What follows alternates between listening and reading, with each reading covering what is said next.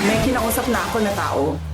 Sinabi ko sa kanya, kapag pinatay ako, patayin mo si BBM, si Lisa Araneta, at si Martin Romualdez. No joke.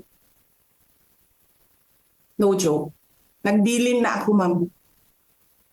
Pag namatay ako, sabi ko, huwag ka tumigil hanggang hindi mo mapatay sila.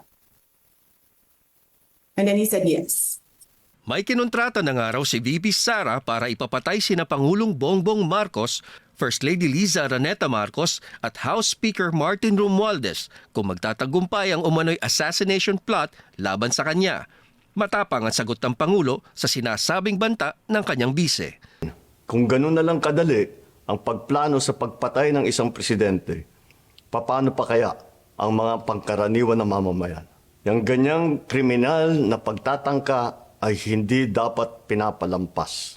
Yan ay aking papalagan. Ngayon lang pumalag ang Pangulo sa mga tirada ni VP Sara na iwasan daw sana ang ganitong drama kung sinagot na lang ni Duterte ang mga lehitimong katanungan sa Senado at Kamara tungkol sa paggasta ng kanyang pondo.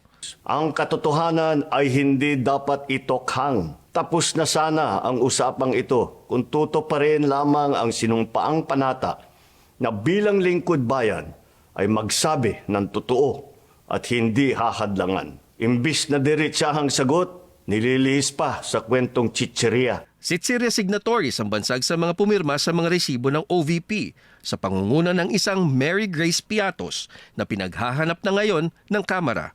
Ayon sa Pangulo, batid niyang ginagawa lang ng mga mambabatas ang kanilang trabaho. Kahit ang buong executive branch, lahat ng mga ahensya ay hindi nakakaligtas at parating sumasailalim sa kanilang masusing pagsusuri. Sa kabila nitong bangayan, tuloy daw ang trabaho ng Pangulo.